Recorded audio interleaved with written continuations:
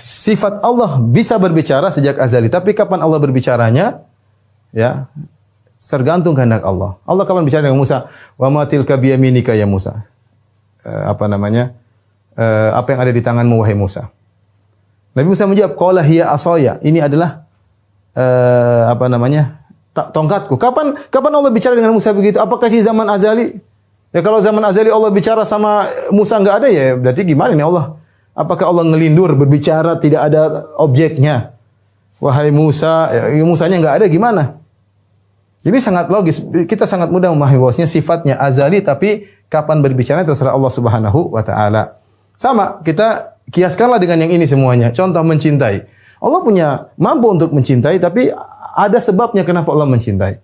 Bukan Allah mencintai Khalid bin Walid sejak zaman azali ketika Khalid bin Walid sedang membunuhi kaum muslimin dalam perang Uhud. Allah sudah mencintai sejak zaman azali. Ini enggak logis. Karena Allah mengkaitkan masalah cinta dengan sebab.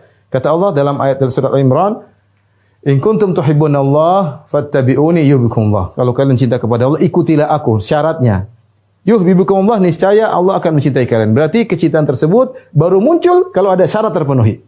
Berarti ini baru. Ini namanya sifat ikhtiyariyah. Muncul sesuai dengan sebab. Ya. Kemudian contoh seperti hadis qudsi, kata Allah Subhanahu wa taala, "Wala yazalu 'abdi yataqarrabu ilayya bin nawafil hatta uhibbahu." Senantiasa hambaku mendekatkan dirinya kepadaku dengan perkara-perkara yang sunnah hingga aku mencintainya. Baik, kapan Allah mencintai hamba ini? Apakah sejak azali? Jawabannya tidak. Tidak logis, tapi Allah mencintai dia kapan? Ketika dia mendekatkan diri dengan perkara-perkara sunnah, baru Allah mencintainya. Berarti mencintai ini perkara yang berkaitan dengan sebab, ada akibat. Ketika sang hamba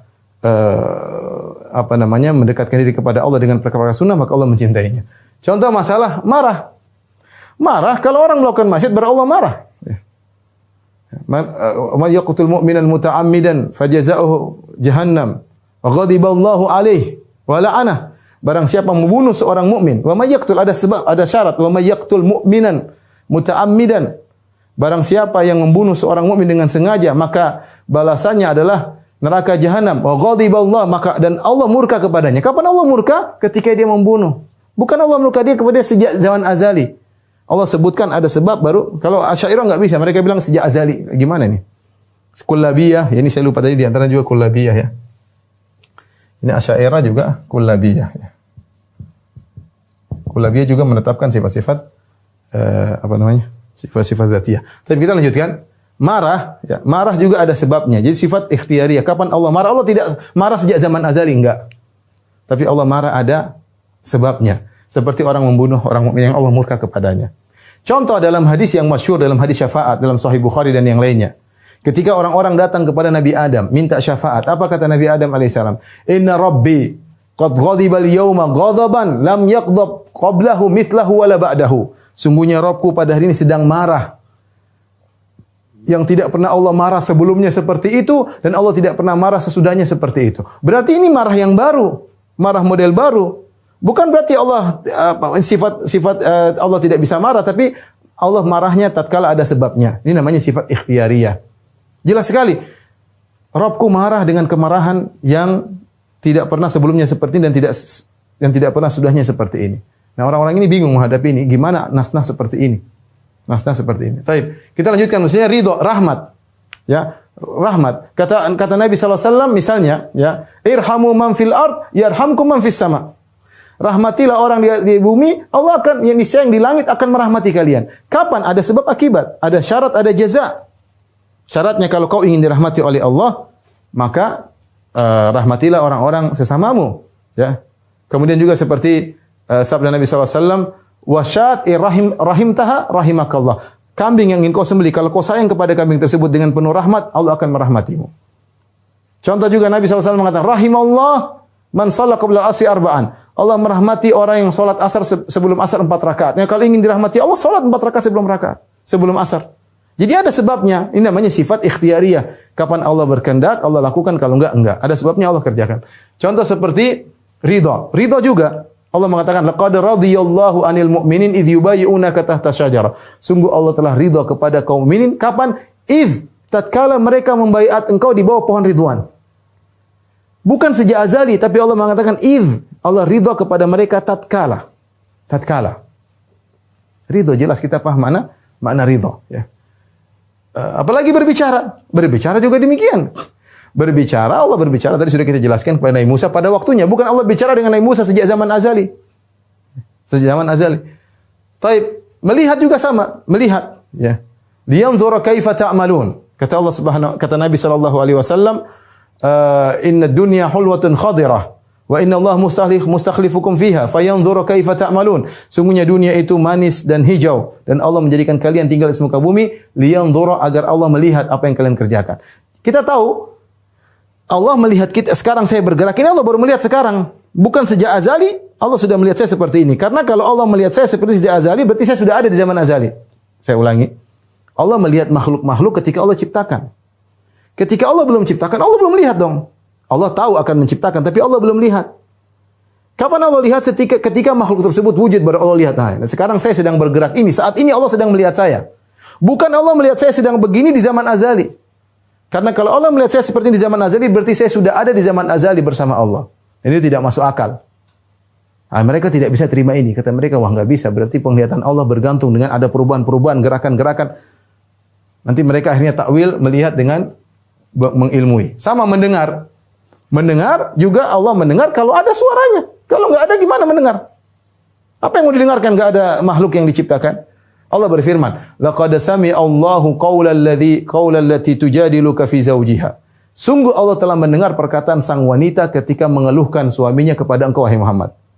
Kapan Allah mendengar? Ketika wanita itu berbicara, baru Allah sudah mendengar. Bahkan ketika mereka berbicara antara wanita tersebut dengan Nabi, kata Allah, "Wallahu yasma'u tahawurakuma." Allah sedang mendengar kalian berdua berbicara. Taib, apakah Allah mendengar di zaman azali? Jawabannya tidak. Ini pendengaran baru. Allah Maha mendengar sejak zaman azali, tapi mendengar suara ini baru. Ini sekarang saya lagi ngomong, ini bukan Allah tidak mendengar suara saya sejak zaman azali, tapi sekarang Allah sedang mendengar saya berbicara.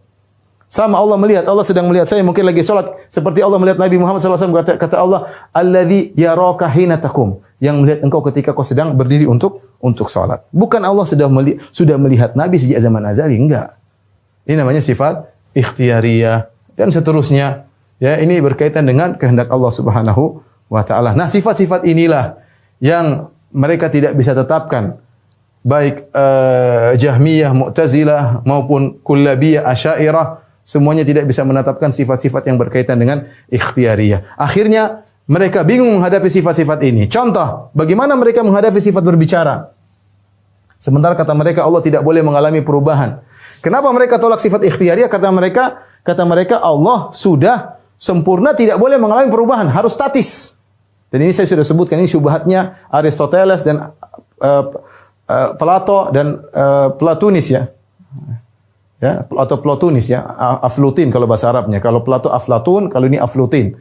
Intinya ini tiga orang ini menyatakan Allah harus statis. Ini murni pemikiran dari falasifah Yunania. Murni. Ya, mereka mengatakan Tuhan harus statis. Kita bilang sebaliknya, Tuhan itu bukan yang statis, itu ciri makhluk mati, benda mati statis. Apa bedanya antara benda hidup dengan benda mati? Kalau benda hidup dia fa'al, dia bergerak, dia aktif. Adapun yang statis itu berarti mati. Ya, makanya dikatakan oleh Imam Al-Bukhari dalam Khalqul Al-Ibad, dia mengatakan, Nu'aim bin Hamad mengatakan, Al-Arab la ta'riful al-hayy minal mayyit illa bil fi'l.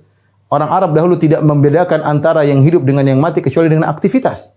Ya, makanya Allah sifatnya fa'al, maha melakukan apa yang dia kehendaki. Fa'alu lima yurid. Inna rabbaka fa'alu lima yurid. Allah ulangi dalam beberapa ayat, Allah maha melakukan, Allah maha berbuat. Ini kata mereka enggak, Allah statis. Tidak boleh berbuat sama sekali. Ini semua zaman azali. Taib. Kita bilang bagaimana Anda menghadapi Allah berbicara dengan Nabi Musa? Mereka bingung karena itu bolak-balik. Contoh. Dan kita lihat dan terlalu banyak dalam hadis bagaimana pembicaraan Allah itu baru. Contoh. Seperti ketika suatu hari Nabi SAW salat kemudian bekas hujan. Kemudian Rasulullah SAW berkata, apa kalian tahu apa perkataan Rabb kalian? Kata para sahabat, kami tidak tahu ya Rasulullah. Kata Rasulullah SAW, qala Allah berkata, asbaha min ibadi mu'minun bi kafirun bi. Ya.